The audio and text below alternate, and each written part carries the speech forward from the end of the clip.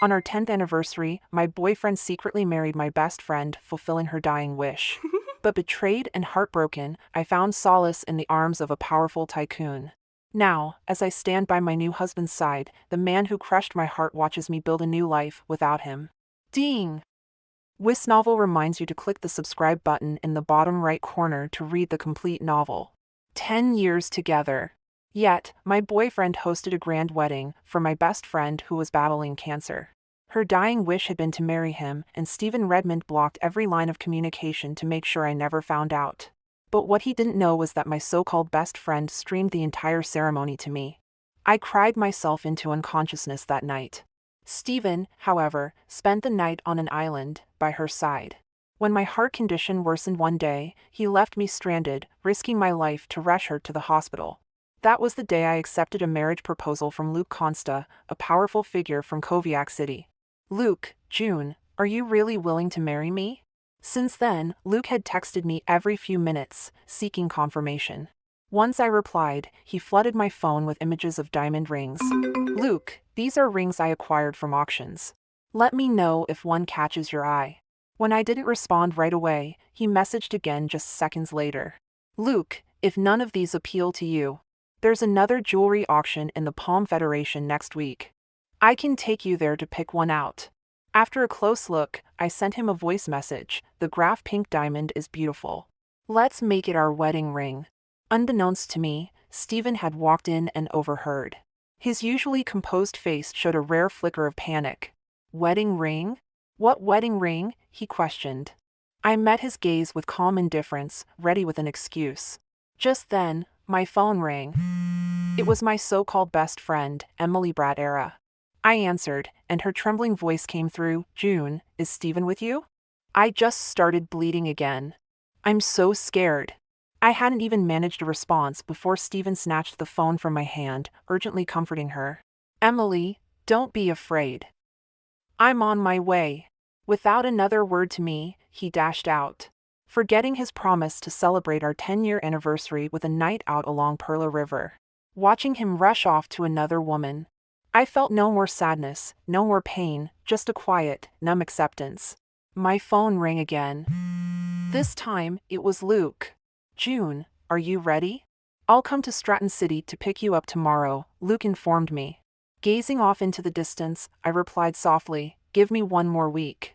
I'll settle my business here and return to Koviak for our wedding. His voice was gentle. All right. I'll be waiting. And remember, if you run into anything you can't handle, just call me. After ending the call, I dialed Stephen's grandfather, Drew, to say goodbye. Drew and my grandfather had been comrades in arms, their bond forged in hardship.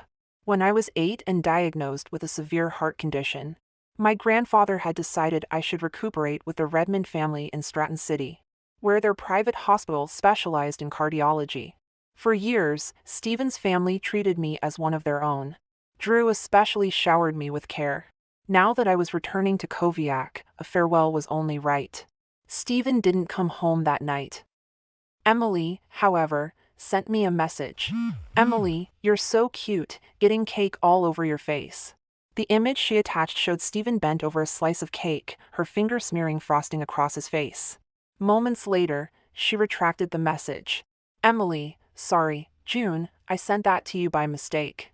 Emily, Stephen thought it was a cute picture and wanted me to send it to him. You're not mad, are you? I didn't reply. Instead, I went to my room and began packing. By noon the next day, Stephen finally returned home with a gift, hoping to make amends. June, Emily's condition was critical last night. I only stayed to take her to the hospital, he said. I opened the box he handed me without a word. Inside was a Van Cleef & Arpels watch, its band lined with diamonds. Luxurious, yet I remembered he'd given Emily a similar gift before, only mine cost a little more. Seeing my lack of response, he asked, worried, June, are you mad at me? Calmly, I answered, no. Emily is sick. You did what you should. His gaze shifted uncertainly, sensing something unusual in my response, but in the end, he only sighed. I'm glad you're not angry. After all, we have a long future to share together, but Emily. He paused, his eyes turning red. I cut him off with tired indifference. Then spend more time with her. With that, I turned to leave, but he caught my wrist. I looked back, emotionless. What is it? Frustration flickered in his eyes, though he didn't seem to understand the source. A notification sound interrupted him, and he checked his phone. Looking up, he said, "June, I'll be traveling for a few days. I won't be back right away. Take care of yourself while I'm gone." I replied with a simple relieved he wouldn't be around. It gave me the perfect chance to visit the Redmond family and say goodbye. Early the next morning, I took the farewell gifts I had prepared and headed to the Redmond residence. When I announced I would be moving back to Koviak, tears welled up in Stephen's mother's eyes. "June, what's happened? You were happy here. Why the sudden decision to go back?" asked Pamela Norton, Stephen's mother. Meanwhile, Stephen's father, Antonio, slammed a hand on the table. "And where's Stephen? Why isn't he with you? Did he do something to hurt you?" I hesitated, then decided against the truth. "No, it's nothing like that. I just haven't been home in so long. I want to go back and visit." Pamela looked at me, concerned. "Does Stephen know about this?" To avoid further trouble, I nodded slightly. "Yes, he knows." Hearing my response, no one pressed further. After a brief exchange of farewells, I rose to leave. Just then, the doors of the Redmond residence opened, and I came face to face with Stephen. Emily stood beside him, offered me a warm smile, and spoke gently. "June, what brings you here?" The way she asked, it was as if she had already assumed the role of the Redmond family's future daughter-in-law. "Where I go isn't something I need to explain to you." With that, I brushed past Stephen and headed for the door. Stephen quickly recovered and hurried after me to offer an explanation. "June, please don't misunderstand. I brought Emily home today so my parents could help her find a suitable doctor. And besides, she's your best friend. You wouldn't hold it against me, would you?" For a brief moment, memories of Stephen's promise when he was 18, under the cherry blossom tree, drifted into my mind. He had said that marrying me was his life's dream and that one day he would proudly bring me to meet his parents as their future daughter-in-law. But now, he was here with another woman and had lied to me about going on a business trip. I looked into his hopeful eyes and said slowly, "Of course not. I've never been one to hold grudges. People who weren't worth it weren't worth my concern." Stephen looked taken aback by my words. "June, do you really not care at all?" He truly was impossible to please. In the past, whenever he spent time with Emily, I would be upset, and he'd call me petty. Now that I no longer questioned anything between them, he still wasn't satisfied. However, I had no desire to explain myself, nor did I see any need to. Finally, he leaned down to plant a light kiss on my forehead. "Be a good girl and wait for me at home." Once inside the elevator, I wiped my forehead clean, feeling a wave of revulsion. On our 10th anniversary, Stephen had also used a business trip as an excuse to brush me off. That night, Emily unexpectedly called me through video chat. When I picked up, the lively sounds of a wedding reception filtered through. Only then did I realize the celebration belonged to Stephen and Emily. 3 months earlier, Emily had discovered she had a terminal illness. She had posted online, "I hope I can hold a wedding with the person I love most before I die." At the time, I hadn't sensed anything amiss between them and even commented, asking her who this loved one was. Emily had replied with, "When the time comes, you'll know." Learning the truth was like a blade slicing through my heart, leaving me breathless. Desperately, I repeatedly called Stephen, demanding to know why he had done this to me. But he didn't answer a single call. While I cried myself unconscious at home, he spent that night with Emily, celebrating their wedding night. Thankfully, it would soon all be over. Upon returning home, I received a call from Emily. "June, I'm truly sorry. I really didn't expect to run into you today," she claimed. I scoffed and remained silent. She took a deep breath and continued in a tone tinged with envy. "Mrs. Redmond is such a kind woman. She was so gentle, asking after my health and comfort. They even said they do their best to find a good doctor to help me." She paused before lowering her voice, as if conspiratorially. "June, tell me, why couldn't it be me who marries into the Redmond family? Sure, it could be her, if she had what it took. Well, then, I'll wish you two all the happiness in advance." I ended the call, considering blocking her to keep her from parading herself in front of me again. But as I turned to do so, my finger accidentally opened her social media page. I was startled to see she had stolen my design sketches and entered them into a competition. My hands shook with anger. Those sketches had been my birthday gift to Steven. Yet, he had secretly given them to Emily. Clutching my pounding heart, I forced myself to stay calm. I pulled out my copyright certificate and filed a report with the competition's website, accusing Emily's submission of plagiarism.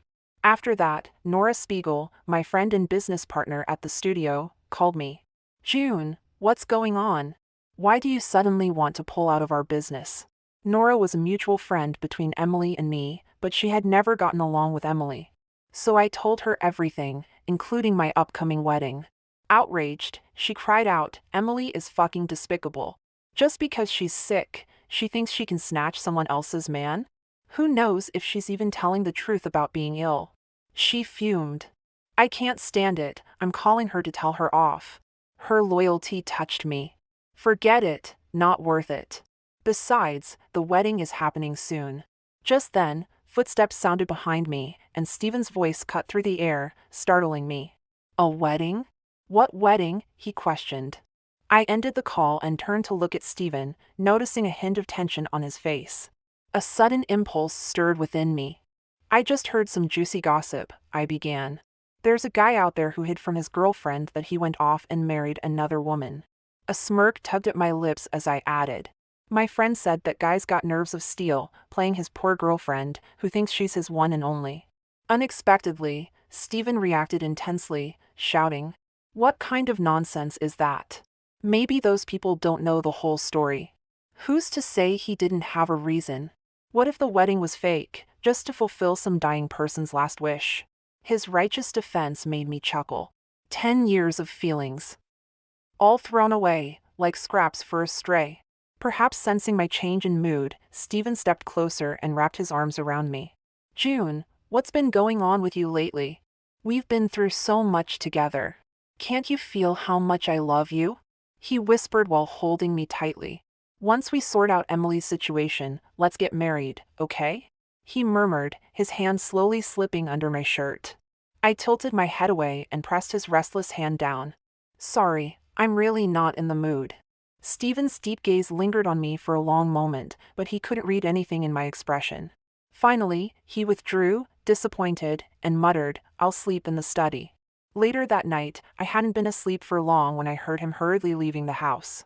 I turned over and went back to sleep. But the next morning, as soon as I opened my bedroom door, I saw Steven waiting in the living room. I raised an eyebrow. "Up so early?" He didn't respond with his usual warmth. Instead, he launched into an accusation.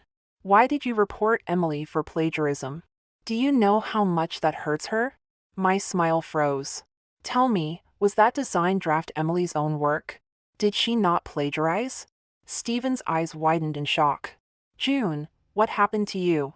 Where did the kind, compassionate you go? You have everything, the awards, the recognition. Why can't you just let her have this one thing? Emily is so upset that her condition has worsened, and she's barely hanging on in the hospital. All she wanted was to experience the joy of winning a prize at least once before the end. Is that so wrong?" My fingers trembled with anger. I shot back, "Of course it's wrong. Steven, you know how much I've sacrificed for my dreams over the years. Do you have any idea what I went through to perfect my art? My hands were raw and bleeding from the cold, aching and itching. And now, you just brush it off, asking me to hand my work over to Emily? If she wants to feel the joy of winning, she should work for it herself, not take what's mine. I could live without a man, but my work? Anyone who tried to touch that would pay." Steven didn't notice my trembling. He only threw out a bitter line, "You've changed," and stormed out. As my heart seized in pain, I collapsed to the floor, clutching at my chest, gasping, "Steven, help me." But he never looked back, not even once. When I opened my eyes again, I was in a hospital bed.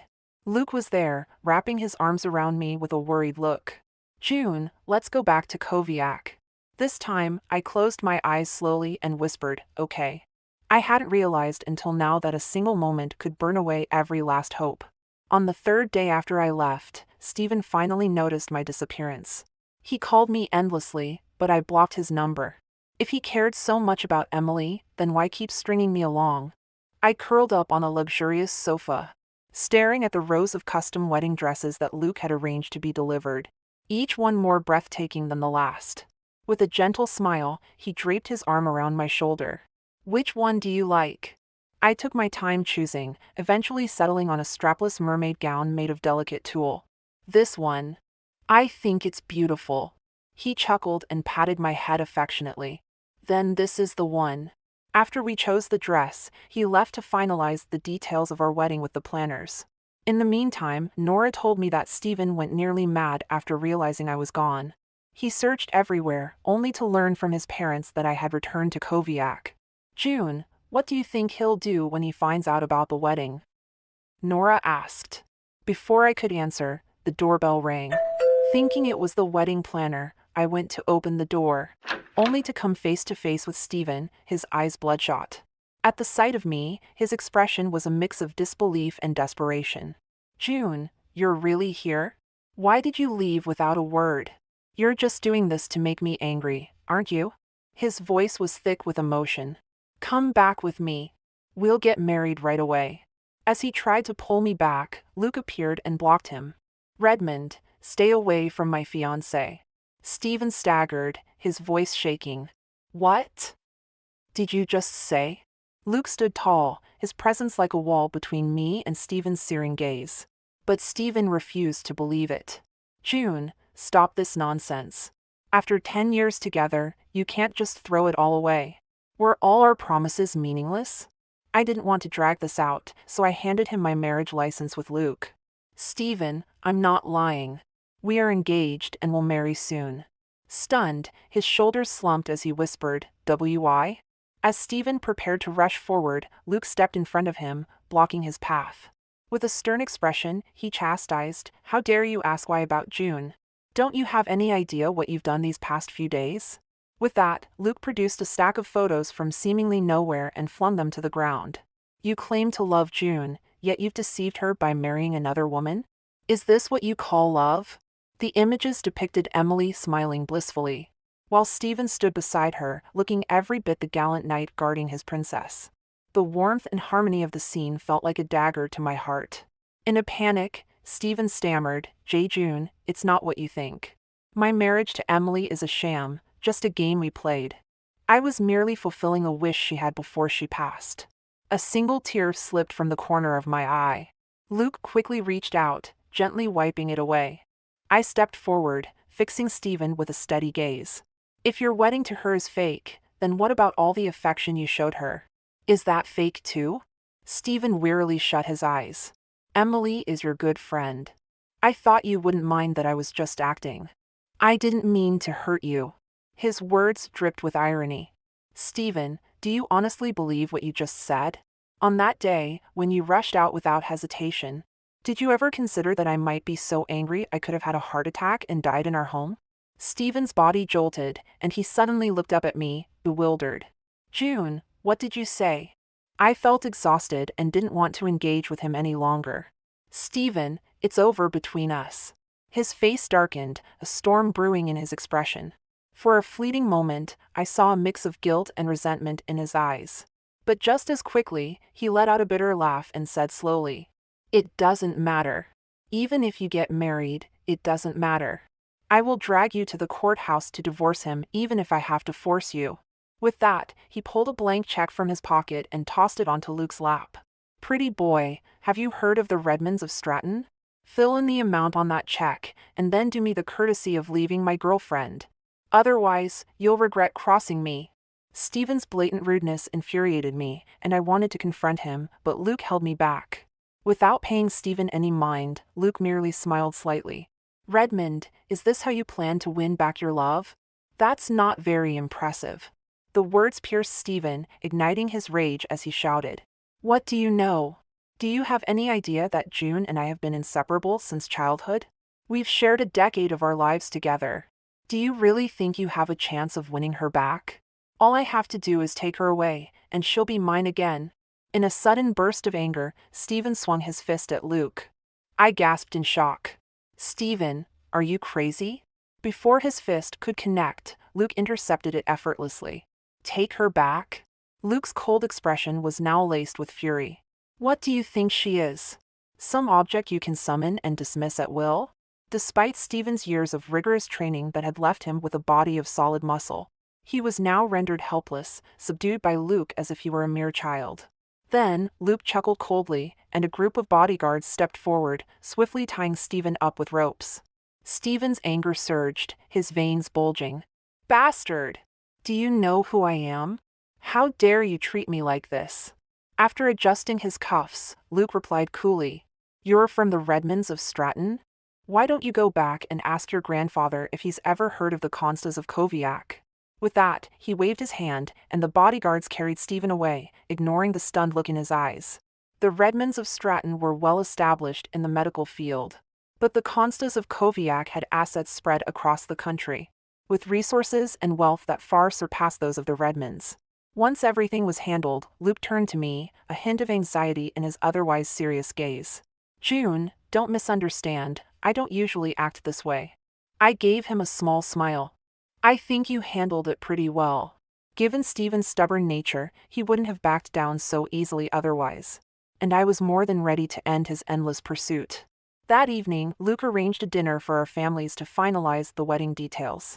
It was the first time I'd met his mother, Bree Gretz, and nervous anticipation filled me as we waited. My palms began to sweat. Under the table, Luke reached over, gripped my hand tightly, and whispered, June, don't be nervous. My parents already like you a lot. When both families arrived, the atmosphere was surprisingly harmonious. When Bree saw me, she broke into a wide smile and, without hesitation, handed me a small embroidered box. June, I've heard so much about you from Luke. It's wonderful to finally meet you in person. You're even lovelier than I imagined. Her words caught me off guard. Luke and I had met at an art exhibition. He was an exhibitor, and I was the curator. Our connection was instant, and only 2 months had passed between our meeting and deciding to get married. Had he really been talking about me this often with his family? Seeing me hesitate, Luke nudged me. Go ahead, open it. It was probably a meeting gift, I figured. Maybe a watch or a handbag. But when I opened the box, my mother, sitting beside me, drew a sharp breath. Isn't this the Consta family's heirloom red diamond bracelet? Inside the box lay a red diamond bracelet, as precious as it was stunning. A business journalist once mentioned this bracelet in an interview with the Consta family, estimating its value in the 7 figures. Feeling overwhelmed, I tried to return it. This is far too valuable. But Bree picked up the bracelet and slid it onto my wrist, saying, No gift is too precious for my future daughter-in-law. She gently placed her hand over mine. Because you're worth it. That night, when I returned home with my parents, I was surprised to find Antonio and Pamela waiting for us. My mother sighed. Back then, your grandfather was adamant about sending you to Stratton, and the Redmonds promised they would take good care of you. We all thought you and Stephen would end up together. We don't know what happened between you two, but you've been under their family's care all these years, so it wouldn't be right to turn them away. I nodded, seeing her point. Mom, don't worry. I'll handle it. Carrying 2 cups of hot cocoa, I went to the study. The moment Pamela saw me, her eyes reddened. June, is it true that you returned to Koviak to get married? I took a deep breath. Mr. and Mrs. Redmond, I won't hide it from you. Stephen and I, it's over. Antonio's face darkened, anger flashing in his eyes. Did that idiot do something to hurt you? I swear I'll teach him a lesson. I stayed silent, but Pamela caught on quickly. It's because of Emily, isn't it? I didn't answer, but my expression said it all. Pamela looked utterly ashamed. June, we've always seen you as our own daughter. Our son has wronged you so deeply, I can't even face you right now. Though I'd lived away from home all these years, Pamela had treated me with genuine kindness. I wouldn't let her actions with Stephen affect my respect for her. Mrs. Redmond, regardless of what happened, you've always been like family to me, I said. I could guess they'd come here hoping I'd reconsider. But once they understood the truth, they left without pressing me. After they were gone, Nora sent me a string of urgent messages. Nora, June, check out these screenshots I sent you. Nora, Emily has really lost it. Nora, she found out you're getting married. And now she's spreading horrible rumors about you online. She's unbelievable. I opened one of the screenshots and felt the sting of malicious gossip. Emily, some people play innocent like a pure little flower. But before even breaking up with their boyfriend, they're already rushing to marry someone else. How cheap can you get? Alongside the text was a side profile photo of me from the past. And in the comments, Emily had written even worse things. Emily, you wouldn't believe it, her fiancé is old and ugly, but she's only after his money. Nora called me. I couldn't stand it, so I argued with her and blocked her. Immersed in the happiness of my upcoming wedding, I didn't want anyone to spoil my mood. Thus, I reassured Nora, don't waste your energy on her. Only 3 days until the wedding, I can't wait to see you as my maid of honor in Koviak. In the days leading up to the wedding, Luke and I spent time exploring the city. Strolling through parks and shops, deepening our connection, as he put it. I tried to distance myself from the past. But gossip about Emily somehow found its way to me through mutual friends.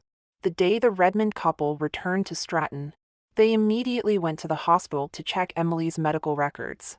What they discovered was shocking. Her test results were suspicious, showing signs of tampering. Following this lead, they eventually confirmed that Emily was perfectly healthy. Her supposed fainting spells and cancer signs had been nothing but an act to manipulate Stephen's attention. Upon learning that, Pamela had the hospital security escort Emily out, belongings and all. Emily, panicked and in tears, clung to the hospital doorframe. Mrs. Redmond, please don't kick me out. Don't make me leave. If Stephen finds out, he'll fight you on this. Furious, Pamela slapped her hard. You dare bring up Stephen? Get out right now. You're a waste of hospital resources. Thrown out of the hospital, Emily huddled by the entrance, sobbing as she called Stephen. 5 minutes later, Stephen arrived, looking grim. At first, Emily thought he was there to defend her, but he grabbed her by the hair and yanked her back. What did you just say? So you've been lying about being sick this whole time? Emily barely dared to cry, her lips trembling as she pleaded, Stephen, I did it all because I love you. And you liked me too, didn't you? You always said June was too perfect, that you felt pressured around her. But with me, it's different. You can be more relaxed, happier. Before she could finish, he threw her to the ground. Who do you think you are? Do you really think you can compare to June? 10 of you wouldn't measure up to her little finger, he barked. Emily's face fell, and a bitter smile spread across her lips as she stared at him. Stephen, why won't you admit it? You already love me. If you didn't, then why all the attention, all the times you defended and took care of me? Stephen's gaze turned cold as he delivered the truth mercilessly. I did it because June told me you were her friend. I was helping you for her peace of mind. If it weren't for that connection to her, do you think I'd even look at you twice? Upon hearing this, Emily shook her head in disbelief. In the bustling street, she shouted out in a frenzy. After venting, she spoke to Stephen in an almost boastful tone. And now, after everything, what good does it do to say you loved her? The day you married me, I video called June and streamed the entire ceremony just for her to see. She paused, savoring the impact of her words. Guess what? How many times do you think she called you that day? How do you think she felt hearing the sounds from our wedding night? Losing Stephen made her lose herself to madness. Stephen pulled Emily into the car, pushed the speedometer to its limits, and aimed straight for the riverbank. Without June, let's just die together, he yelled, his voice edged with desperation. The car careened down the road, and Emily screamed in terror. When Stephen's sports car was finally pulled over by the traffic police, Emily fainted from sheer fright, her body limp with shock. 3 days later, the day before my wedding, I received a call from Stephen. His voice, hoarse and barely recognizable, felt surreal, like something from a distant past as he said my name. June. His voice crackled over the line. On your wedding day, could I come? If you can't be mine, I want to see you marry, to see it with my own eyes. Before I could respond, someone reached over and took the phone from me. Luke, who had quietly appeared at my side, answered in my place. Of course, you're welcome, he said smoothly. In fact, I'll make sure to offer you a drink myself. On the other end, Steven's voice sharpened with frustration. Give the phone back to June. I'm speaking to her, not you. Luke raised an eyebrow, entirely unbothered. We'll soon be a married couple. What I say, she says, it's the same. Infuriated, Steven ended the call. Then, Luke handed the phone back to me, his stern expression softening as he looked down at me. June, he said, you won't be mad at me, right? I couldn't help but smile. Of course not. You handled it well, it saved me a lot of trouble. Relieved, he let out a sigh. Good, I was worried you'd be upset. But in truth, I was still a little concerned. I knew Steven too well. He wasn't one to give up easily. Luke, are we really going to let Steven attend our wedding? I'm worried he'll cause trouble, I said. Don't worry, June, he replied, unconcerned. With me there, he won't be able to cause a scene. Luke had never been one to be easily pushed around. I had seen him handle business with sharp precision, yet he was always gentle and attentive to me. I stepped forward, embracing him lightly. His body tensed slightly. Thank you, Luke, I murmured. Those words carried so much. Thank you for your patience and standing by me. Thank you for giving me a sense of dignity when my heart lay shattered in pieces. With a gentle hand, he placed his palm on my head. Between us, there's no need for thanks. On the day of the wedding, the guests filled every seat. I sat in the hotel's dressing room, nerves buzzing. Luke stopped by several times, bringing beverages and snacks to keep my energy up, much to my friend's envy. Nora teased, looks like the groom is trying to fatten up our bride before the ceremony. But Luke only looked at me tenderly. Today will be a long day, make sure you eat. The venue glowed with vibrant flames of orchids, arranged everywhere to catch the light. In a custom wedding gown, I entered to the sound of soft music. A quiet cheer rising from the crowd as my teary-eyed parents walked me down the aisle. The walk from the doorway to the center of the hall lasted only a minute. But it had taken me 10 years to leave behind a mistaken love and come to the person I was meant to be with. 10 years that felt like another lifetime. With deep emotion, Luke walked toward me and dropped to one knee. June, will you marry me? He asked. The enormous diamond ring he held sparkled before my eyes, and I felt a surge of emotion. I covered my mouth and nodded. We exchanged rings and sealed our vows with a kiss. To announce the celebration, Luke had rented an ad screen in the busiest district of Koviak, where a video of our wedding played on loop. He wanted everyone to see my happiness and to send their blessings. Unexpectedly, Steven, who had insisted on coming to the wedding, was nowhere to be seen. Only after the guests had gone did I notice him in a far corner, held between two bodyguards. His hands and feet bound, with a cloth stuffed in his mouth to keep him quiet. Luke approached and removed the cloth. Steven's face was flushed with rage. Is this how you treat your guests? Without missing a beat, Luke replied, polite yet unyielding. Apologies if the hospitality wasn't up to standard. Steven glared at me with an expression of helplessness, nearly pleading. June. But I merely nodded slightly, my voice cold. Thank you, Mr. Redmond, for honoring us with your presence. And please, do send us an invitation when you remarry. My husband and I will certainly attend together. At the words my husband and I, Luke's eyebrow lifted, a subtle smile playing on his lips. At last, Steven slumped in defeat, looking at Luke. You did this on purpose, he muttered bitterly. You wanted me to watch June marry you. You wanted to kill any last hope I had left. You're a real schemer. Unfazed, Luke smiled unabashedly. Thank you for the compliment. Utterly defeated by such unflappable resolve, Steven fell silent and collapsed to the floor. June, you don't understand, he said, his voice broken. I prepared so much, I was ready to win you back at this wedding. But when I saw you walking to him with that shy smile, it felt like I swallowed 1,000 shards of glass, tearing me apart from the inside. Hearing this, I looked at him without much expression. Oh, that's normal. I felt the same way on the day you married Emily. The light in Steven's eyes faded completely. Luke's strategy had worked. I knew, finally, that Steven and I were finished, completely, irreversibly finished. On our wedding night, I sat nervously on the bed. The sound of running water filtered in from the bathroom, gradually reaching my ears. Before long, Luke emerged, enveloped in a mist of damp warmth. and revealing his sculpted waist and abdomen. I instinctively swallowed hard. He stepped closer, leaning down to whisper in my ear, "Do you like it?" That night, I experienced the pinnacle of pleasure. When I awoke the next morning, my body ached all over, and my throat was hoarse from shouting. But I had to quickly pull myself together. Tonight, I would accompany Luke to a party hosted by his friends. I chose a champagne-colored strapless dress. As I appeared alongside Luke, his arm around mine, it sparked quite a commotion among the guests. After settling me in, he excused himself to greet his friends. Among them was the dashing Andrew Quill, known for his family's antique business. The moment he spotted me, he approached with a playful grin. "So, you're the Miss June Williams who's been on Luke's mind day and night." I smiled back. "Andrew, I've heard so much about you." Andrew raised his glass, chuckling as he spoke. "You wouldn't believe it.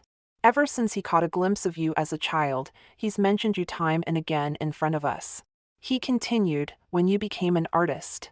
He poured a fortune into supporting your exhibitions and bought up all your paintings.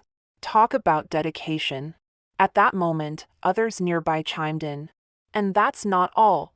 Luke even opened a branch office in Stratton just for you." Their words shed light on my earlier confusion. So that's why, after I had had a heart attack at home, Luke had been the first to arrive and rush me to the hospital. Our connection had started long ago, even in childhood. When Luke returned, he caught my gaze. "What were you thinking about so deeply?" he asked, tilting his head slightly. I turned to him with a smile. "I was just wondering how we met when we were younger. I can't remember anything at all." He wrapped an arm around my waist, a hint of mystery in his voice. "Many years ago, there was a little girl who would cry alone under the cherry blossom tree. I was practicing piano upstairs and was so disturbed by the noise that I decided to see who could cry for so long. That's when I spotted you." His words triggered a memory. "You were the boy who comforted me. Due to my health issues, I often felt isolated from friends and would retreat to that cherry blossom tree to cry. Little did I know, I had met such a kind-hearted boy there. He would listen to my troubles while I would bring him delicious treats and flowers. We had shared some truly beautiful moments. My goodness, after all these years, the little boy had grown into such a striking man." Noticing my astonished expression, he playfully ruffled my hair. "I watched you adapt to life in Stratton, and I was happy to see you find joy even as you grew close to Stephen. I was miserable at that time, yet I thought, as long as you were happy, that was all that mattered. But later, I realized you weren't truly happy with him. I wanted you to smile, so I quietly supported your career, smoothing out any obstacles in your way." As he spoke, a bitter smile crossed his lips. "But desires only grow, and when I saw how Stephen failed to appreciate you, I couldn't help but want to keep you by my side and love you as you deserve." My heart trembled slightly at his words. After Stephen returned to Stratton, he fell into a deep depression, neglecting even his business affairs. In a fit of anger, Drew struck him with his cane, and Stephen ended up in the hospital. Emily had gone missing for a while, with no one knowing her whereabouts. Nora mentioned that someone had spotted her scavenging for scrap in the southern part of the city. Completely disheveled and out of her mind. One night, Nora called me, her voice urgent. "June, you won't believe this. I ran into Emily a few days ago." When I heard her name again, I felt a little stir within me.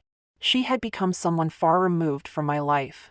"Tisk, she's in such a terrible state," Nora said. "Emily doesn't even recognize people anymore, rambling about wanting to marry a rich heir and live the high life. Some homeless men on the street noticed her looks and tried to take advantage. After a few encounters, she's become even more unhinged, and now she's over 3 months pregnant." I felt no sympathy for her situation. We were all adults, the paths we chose were our own. Once, I had exhausted myself trying to help her, only to be met with betrayal. After I ended the call, Luke brought me some late-night snacks. "Honey, don't tire yourself out. Come have some tiramisu and take a break." Looking up at his handsome face filled me with contentment. Outside, the city lights twinkled like stars. Inside, my beloved was by my side.